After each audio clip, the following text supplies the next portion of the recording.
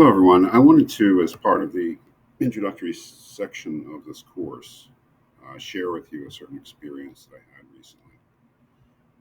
This is a final exam for a moral philosophy class that I gave at another school, actually, last semester, during the winter spring semester, actually at St. Joseph's University. And I have been paying attention here and there to the development of ChatGPT, which is the most prominent, I think, the most prominent instance of artificial intelligence for contemporary people. That is, artificial intelligence, of course, is a wide ranging thing that's happening in the world. Um, but it's ChatGPT that is most used, I think, by average people. It's the sort of breakthrough product, you might say. And I have been paying attention to it for about a year and a half since it broke, uh, you might say. And I have, of course, as I'll say in other videos, other places, noticed that my students have been using it to do their work, which of course is troubling because it's cheating. But we'll get into that too. I mean, that's an issue. That's a philosophical question. Is using AI cheating? Anyway, I wanted to share with you a specific experience that I had. This is a final exam that I gave students. It's based on what we did in the class, and you can see there's a short answer section of fairly direct questions. And I fed the whole exam into ChatGPT with no further direction. I just fed the exam. And since each question is a form of imperative, do this or do that, I figured it could do it. And it did do it. And it was at this point in my relationship with ChatGPT, it was no surprise that it did a pretty good job on these straightforward questions. I mean, what are Kant's two categorical imperatives? There are actually three, but there's only two that we covered in the class. Answered that correctly, I would say. Explained the following remarks of Mill in his book Utilitarianism, very famous quote. Did that, I would say, satisfactorily. And it was no surprise that it was able to answer these sort of questions. How does Thomas Aquinas define natural law? There was no surprise. It was able to give an adequate answer. There were a couple of questions that I was not very surprised, but I was somewhat surprised in these short answer questions that it was able to answer, because I really thought that the questions that you really had to sit through the course, because I took a particular approach to certain issues. And it didn't do it perfectly, but it did okay. But the reason I'm sharing this with you, and the real surprise to me, was what it was able to do in this question. That is, here we have directions to apply certain principles or approaches, Kantian, utilitarian, natural law approach, to a certain scenario.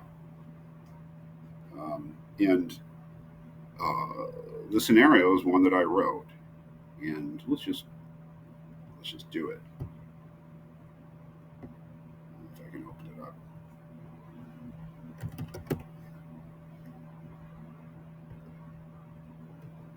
Actually, how do I get there? Yeah, here we go. I'm going to help you today. You can help me.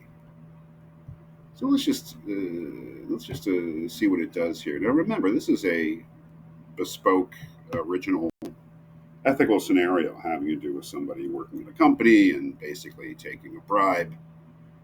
But I don't say taking a bribe. I just describe what the fictional person, did, and just to resolve the thing, and that I was able to say, well, these are the principles of Kant, these are the principles of utilitarianism, these are the principles of natural law theory. This is the general approach. What surprises me is its ability to understand the scenario and actually understand what is relevant and what is not relevant in it. So let's see how it does.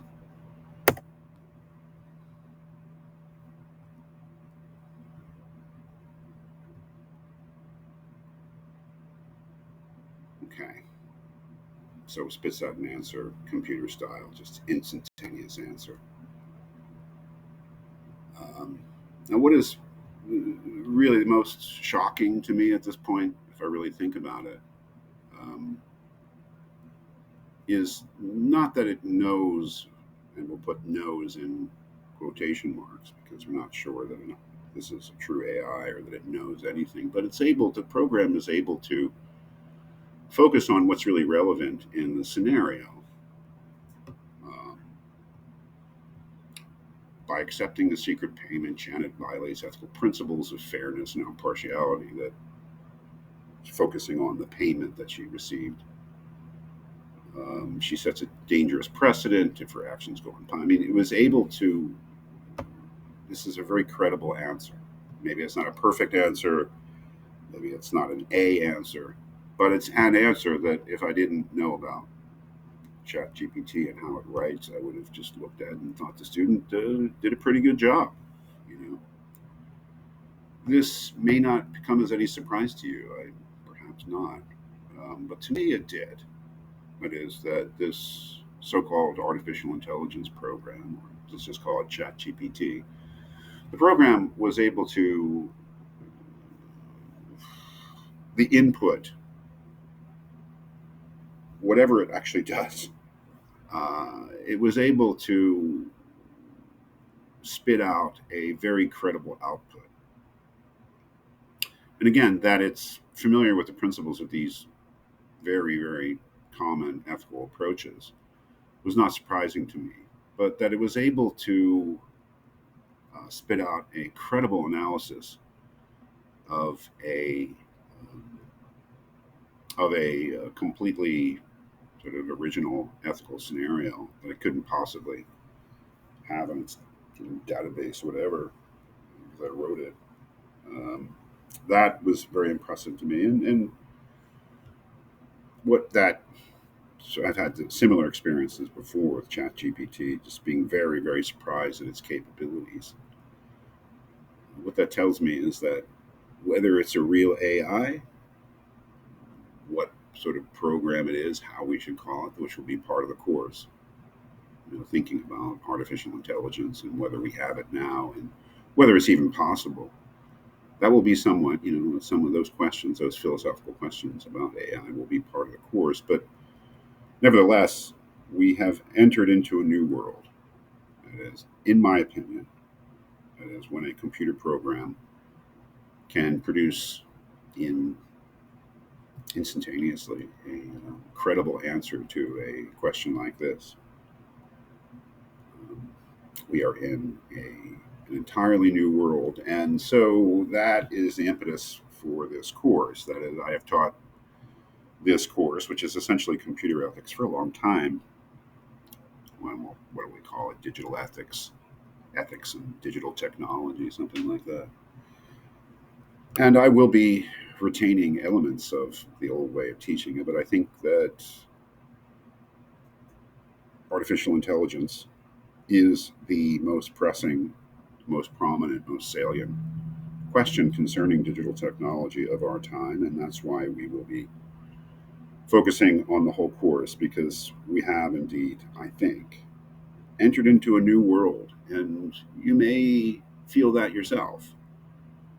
I mean, there weren't programs like this 5, 6 years ago, and you remember 5, 6 years ago, you were probably a teenager.